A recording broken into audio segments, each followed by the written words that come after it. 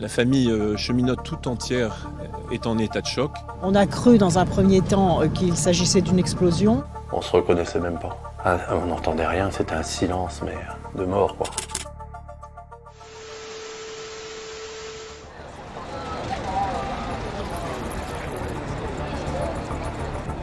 Je suis abasourdi, on a du mal à réaliser encore une fois. C'est horrible, il n'y a pas d'autre mot, quoi. Il y a 10 ans, le 14 novembre 2015, la France se réveille le cœur lourd. Le pays est endeuillé par la pire attaque terroriste de son histoire, survenue la veille à Paris et Saint-Denis, causant la mort de 130 personnes. Mais la France va connaître ce jour-là un autre drame, souvent oublié.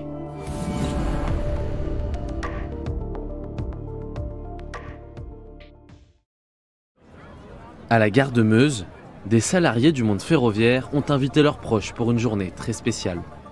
Ils s'apprêtent à participer à l'ultime test d'une partie de la future LGV est-européenne. Le moment est symbolique, cela fait plus de 5 ans que le tronçon est en construction. C'est la première fois que je prends le TGV. J'étais jamais monté dans la TGV, donc pour moi c'était un bonheur d'être aussi dans la rame d'essai, quoi. Parce que tout le monde ne pouvait pas monter dans la rame d'essai, donc c'était que du bonheur. Après un premier aller-retour débuté le matin, la rame repart vers Strasbourg. Mais cette fois, le trajet ne se passe pas comme prévu. Pour rallier Strasbourg, le train roule vite, beaucoup plus vite que le premier test du matin. J'ai eu une grosse impression, c'est quand on est arrivé dans le tunnel de Saverne, ça allait beaucoup plus vite que le premier essai. Et là, ça m'a fait vraiment bizarre.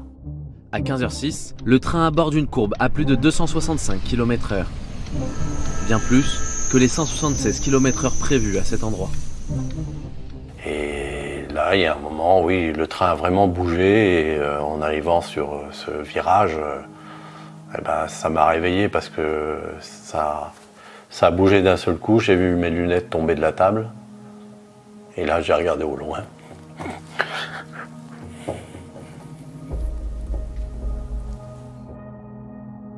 La rame d'essai déraille 200 mètres plus loin, au niveau de ce pont. Une partie chute dans le canal qui se trouve à côté, une autre s'enflamme. En vie, mais sonné par le crash, Patrick Rolland est le dernier à sortir du wagon. Il se souvient d'une scène apocalyptique. Dans ce train, déjà, on n'arrive même plus à reconnaître qui que ce soit. On était tellement en plein de boue, on se reconnaissait même pas. Et là, on n'entendait rien, c'était un silence, mais de mort, quoi. Sur les 53 personnes présentes à bord, 21 ressortent gravement blessées et 11 perdent la vie. Parmi elles, Alain Rolland, 60 ans, salarié de la SNCF. Il avait convié pour l'occasion son frère et sa famille. Alors, il était ingénieur dans la voie, donc tous travaux passaient un peu par lui. C'était sa vie, les trains, c'était vraiment son dada, quoi. Il a vécu là-dedans pendant des années et il adorait ça.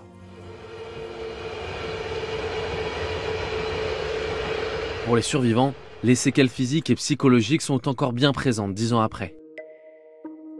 Tombée dans le coma au moment de l'accident, Sandrine Rolland ne se souvient de l'événement que par le témoignage de son mari. Quand j'ai commencé à retrouver mes esprits, c'est-à-dire presque un mois et demi après l'accident, je me suis posé beaucoup de questions, à me demander mais pourquoi on me parle de ce train alors que moi j'avais pas de souvenir d'être montée dedans en fait. On me dit que j'ai eu un accident, ouais, mais j'ai pas de souvenir de ça et pourtant j'ai des séquelles. J'ai eu de nombreuses opérations des mains, j'ai les doigts qui plient plus et bon, j'ai l'appréhension qui est pas facile.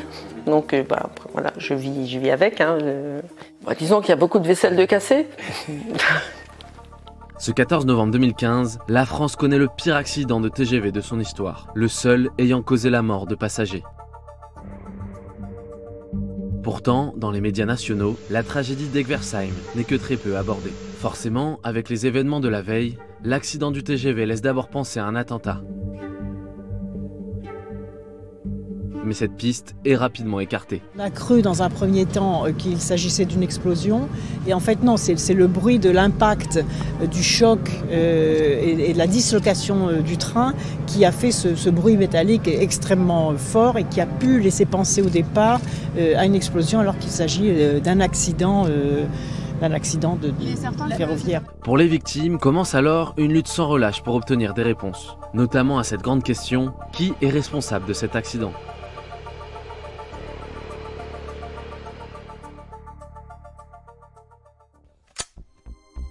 3 jours avant le drame, un test en survitesse réalisé par l'équipe de conduite interpelle déjà les enquêteurs.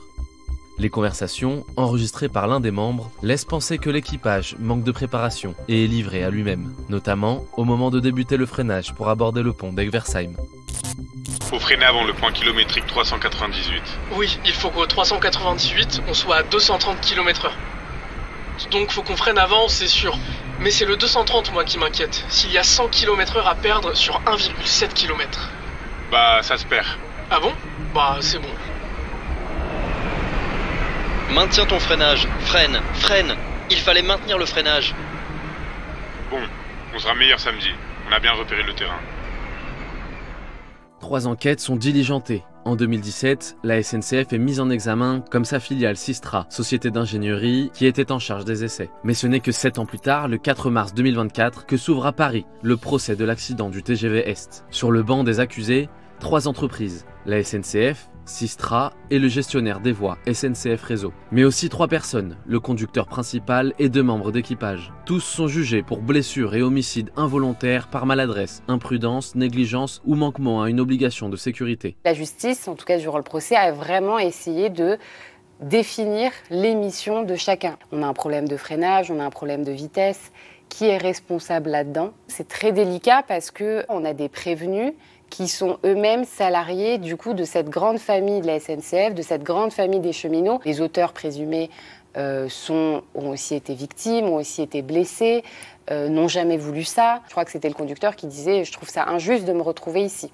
Le procès met rapidement en évidence le manque de préparation des membres d'équipage qui a mené à plusieurs erreurs, notamment lors du premier test du matin où la distance de freinage avant d'aborder le pont d'Egversheim a été sous-évaluée. Il y a eu des premiers essais le matin qui se sont bien passés. Donc l'équipe de conduite a décidé de réduire la distance de freinage. Ce qu'ils n'ont pas réalisé, c'est que le conducteur avait freiné plus tôt que ce qu'il aurait dû. Donc forcément, la marge était plus importante.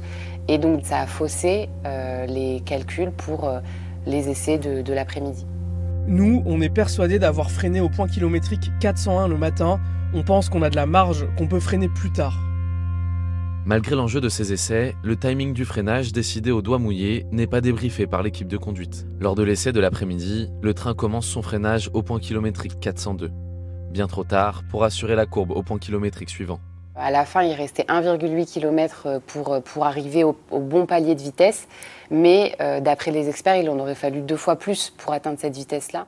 Lors du procès, la présidente avait justement dit au conducteur, il vous restait 1,8 km pour atteindre ce palier de vitesse. Comment ça se fait que vous ayez validé ça? Et le conducteur a dit, je me pose encore la question.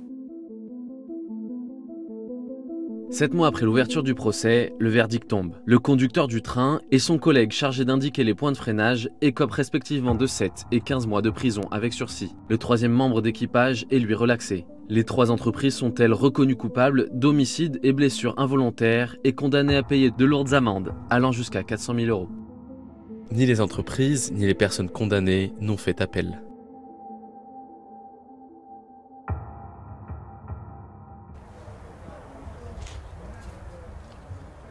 Ce 14 novembre 2025, Sandrine et Patrick Roland se rendront à Egversheim sur les lieux de l'accident pour un hommage en compagnie d'autres victimes et leurs familles.